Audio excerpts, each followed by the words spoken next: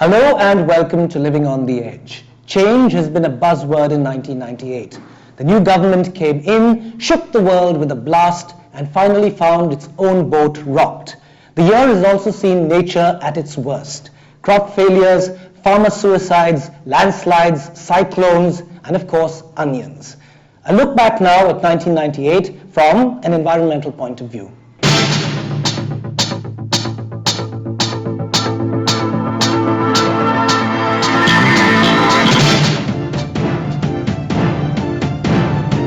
May 11, 3:45 p.m. India enters the nuclear bomb league with 3 simultaneous underground nuclear tests in Pokhran, Rajasthan. The nation is euphoric, forgetting for a moment the horrors of nuclear warfare.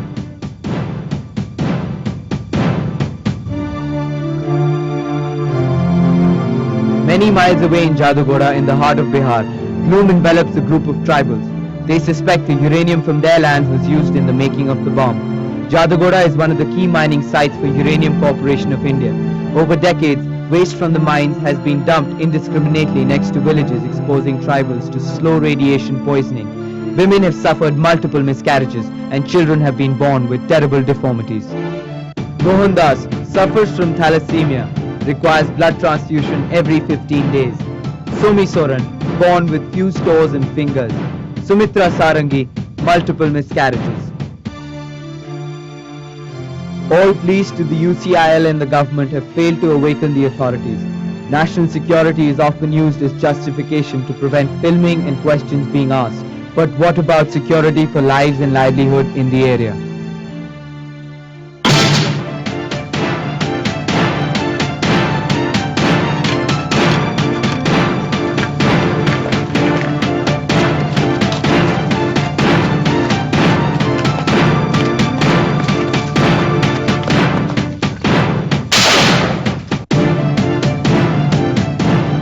Project Tiger completed 25 years this year. In this span, 23 areas all over the country were declared tiger reserves, and an all-out effort made to save the tiger from extinction.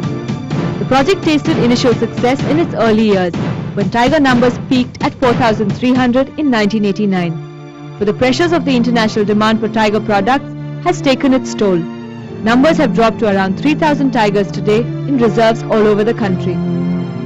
To arrest the slide, 2 more tiger reserves have been declared this year, Bhadra in Karnataka and Pench in Maharashtra.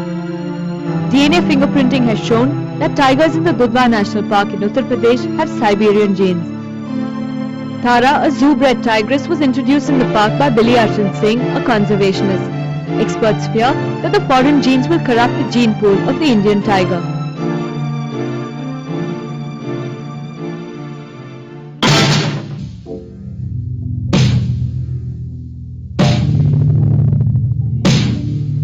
The Indian one-horned rhino went through a bad spell this year. Floods that swept through the Kaziranga National Park left 43 rhinos dead.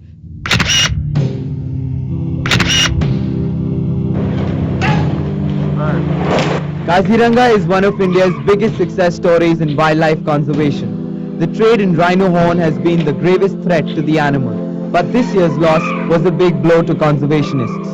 From a dozen animals in 1908, Kaziranga now has 1,200 of the country's 1,500 rhinos.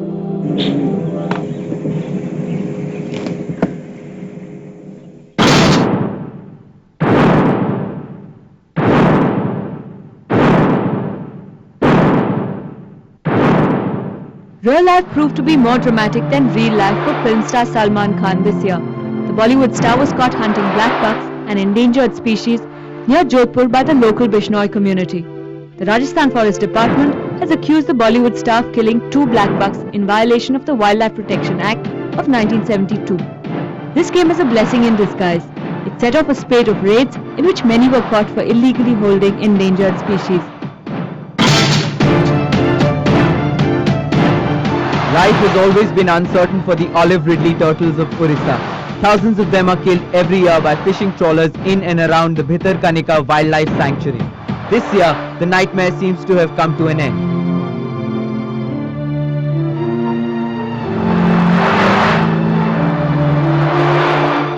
In May, the Orissa High Court in a landmark judgment prohibited trawlers from entering the sensitive Gahirmatha area. All fishing trawlers in adjoining areas are to use turtle extrusion devices.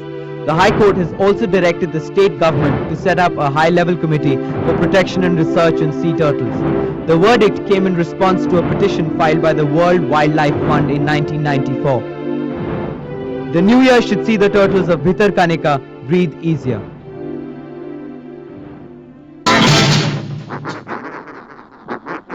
"1998 saw the rediscovery of a new species of frog. The Indarana firnodama, or the toad-skin frog, was rediscovered in Tamil Nadu. It was last seen 100 years ago.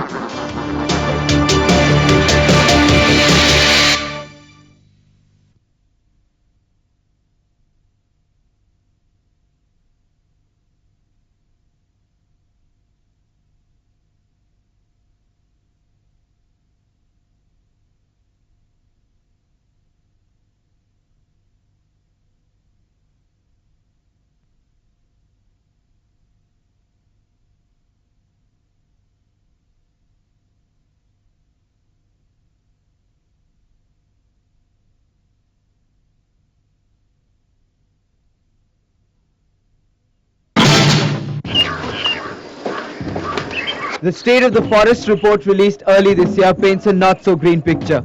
In the span of 2 years since 1995, India lost about 5,500 square kilometers of forest, the size of Sikkim. Another 40,000 square kilometers was degraded.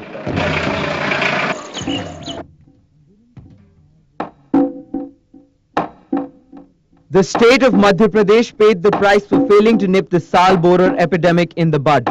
The sal borer beetle lays its eggs on the sal tree.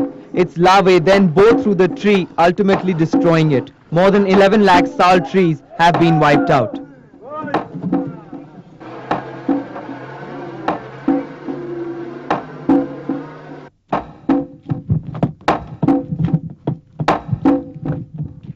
Forest conservation faced a setback when the state government failed to meet an August deadline for the final settlement of people's rights in protected areas. A final settlement would have paved the way to stop trespassers and clearly demarcated forest boundaries.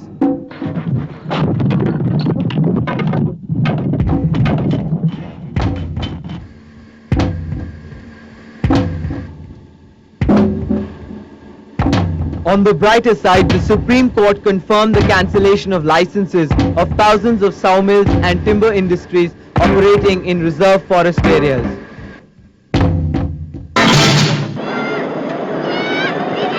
Come September, Delhi traffic went unleaded. However, as we celebrate a move away from the health hazards of leaded fuel, some apprehensions remain. If lead affects the central nervous system, causes hypertension and renal damage, the benzene content in unleaded fuel can cause leukemia and lung cancer. The Central Pollution Control Board, however, claims to have ensured that the benzene level is no higher than it was in leaded petrol. The CPCB is also confident of extending the move to a national level by the year 2000. The Supreme Court took a landmark decision this year to phase out polluting vehicles on the roads of Delhi. All commercial vehicles more than 15 years old are to be phased out from December 98 onwards. The vehicles are being destroyed and not siphoned off to adjoining states.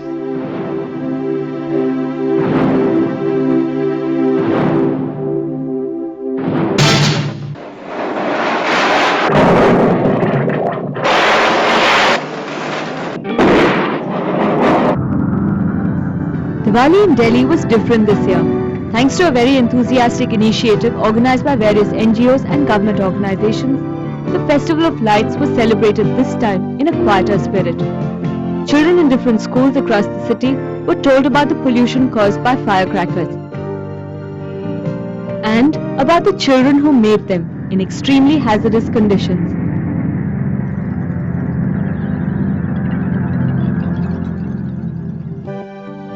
The fallout was a Diwali minus the harsh sounds and the smoke-filled skies of yesteryears. The CPCB also registered a drastic drop in the air pollution levels on Diwali this year as compared to earlier years.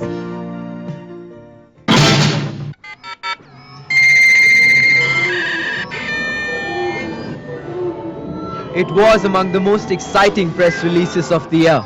A dinosaur park in Balasinore was to showcase 65 million-year-old dinosaur fossils discovered by the Geological Survey of India. The real story was alarming. Living on the Edge discovered a flourishing trade in dinosaur eggs and bones in the area. While GSI unearthed fossils here as early as 1984, there are no regulations even today for their protection. As a consequence, traders are selling dino eggs and bones. With foreign buyers willing to pay huge sums, the fossil trade continues to grow. GSI officials insist that legally, little can be done to stop it. Are dinosaurs in India slated for extinction once again?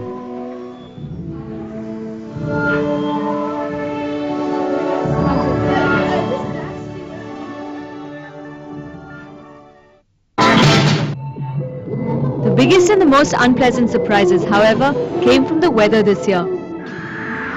India experienced the hottest summer in 50 years, leaving more than 3,000 dead. This year marked the earliest onset of monsoons in 97 years. Expected to arrive by June 29th, the rains were 13 days ahead of schedule. A sudden cyclone in Gujarat and neighbouring areas left about 1,700 dead and thousands homeless. Uttar Pradesh had the worst floods in 50 years. West Bengal had the worst in a century.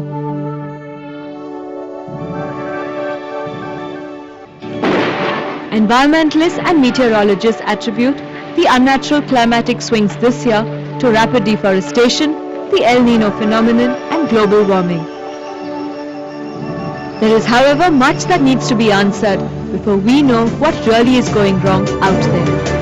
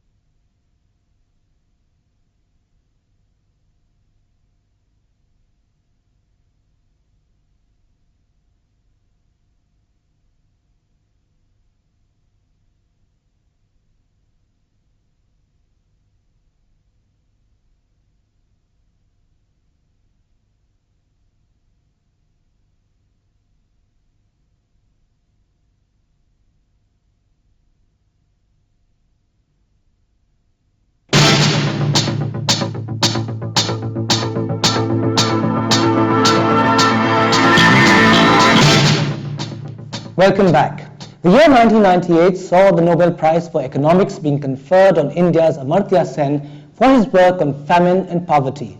Across India, there are hundreds of individuals who are fighting to save the environment and ensure better living. This week, we profile a few of them.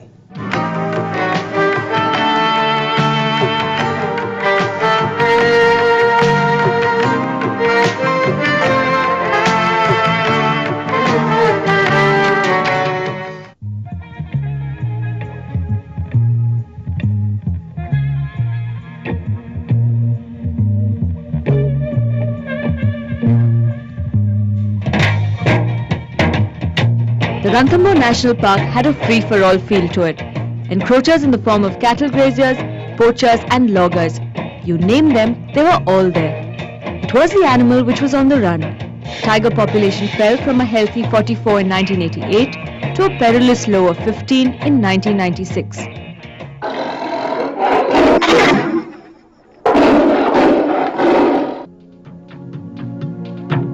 Until Vishwanath Reddy stepped in as field director in 1997. Night patrols, breaking of the villager-poacher nexus and a 24-hour vigil. Reddy and his men today are a very driven lot. We believe that no tiger poaching has occurred last year, so we couldn't catch it.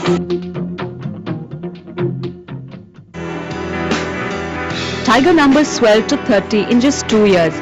The tiger can now rest easy under the watchful eye of Ranthambhore's very own Tiger Man.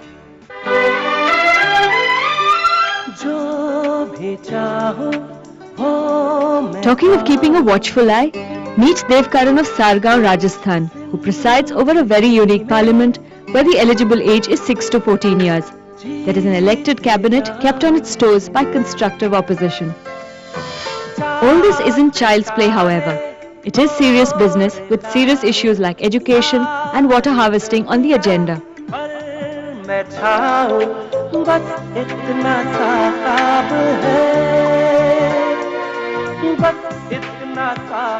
इतने से लोकसभा अध्यक्ष बन गया तो गांव के अंदर में हीरा चमका देता, लेकिन तुम एक टंकी नहीं बना सकता। फिर बाद के महीने हमने मंकर साहब से कासा झगड़ा करके टंकी बनाई थी। सुन लो जान लो से अब। Juma Bai has given a new meaning to nature walks. He has been showing people around the Marine National Park off the Jamnagar coast in Gujarat for the past 15 years.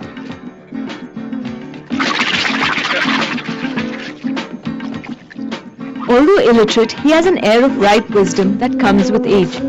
He also has an encyclopedic knowledge of the region's marine life that he has gathered over the years. A man of few means, nature is what thrills him the most. And all that he wants is book लिखना है, binocular लेना है और एक camera लेना है।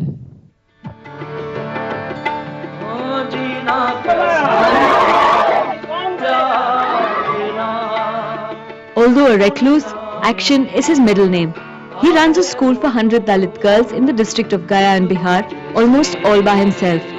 Most of these girls are from families where the menfolk have embraced Naxalism. Surinder Pathak sees schools like these as the impetus behind social transformation. हिंसा से कोई कार्य पूरा नहीं हो सकता। तत्काल लाभ हो सकता है लेकिन अस्थायी लाभ नहीं होगा।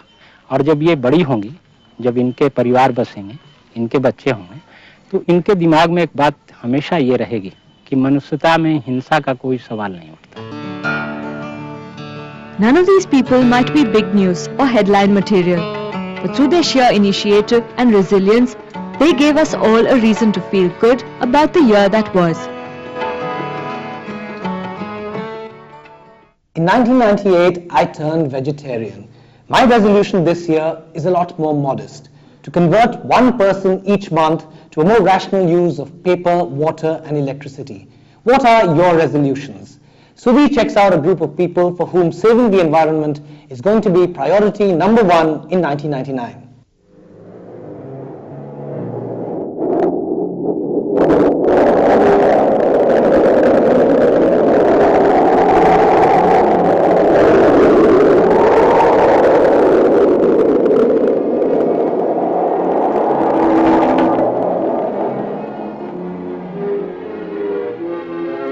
A few more days and this year would have gone up in smoke.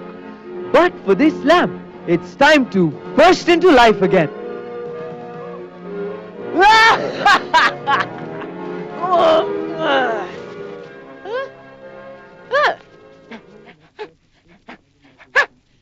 Voila, voila, voila! And I don't have a crick in my neck, like my showman counterpart in Aladdin, for I am the year-end genie. But life might get a bit squashed in a few days from now. My masters have taken a terrible decision. If I, the year-end genie, do not find enough people who've made green resolutions for the year 1999, then I'll end up in my small little lamp for one full year. At this rate, I might even miss the 21st century. And I better transform myself into a normal earthling, or they will think I, the year-end genie, am a complete lunatic. Hi and welcome. I don't look too much like a genie, do I? How does this look? You know, I'm pretty curious to see these things they call homes here. Let me knock on one. I'm kind of nervous. Hello? Hello. Have you made a green resolution for the year 1999? No. Ma'am, have you made a green resolution for the year 1999? I still have to make one. In this new year, I'll plan to plant some new trees in the back of my house. Have you made a green resolution for the year 1999? I am going to be involved in organization of a program which is called Students and Teacher for Environmentally Sustainable Development. My crystal ball tells me there is hope for Earth next year. The citizens do want to do something about their environment. Hope! Glorious hope! Oh, but wait. I still have to talk to the young Earthlings. Tell me, do you have a green resolution for the year 1999? I plan to quit smoking, which is going to be both a social and environmental issue, I guess. To stop using plastic and use paper bags and whatever. I haven't thought of green resolution right now. I will throw wrappers in the dustbin. Do you think we should throw garbage in school? You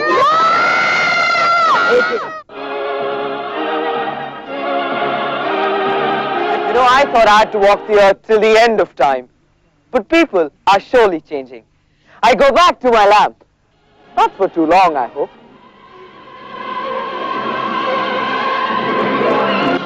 I'll be back next time to check things out. So see you then, next year, same time. Until then, Happy New Year! I wonder how many of us will keep our resolutions. From everyone on the Living on the Edge team, a very happy new year. See you in the new year next week.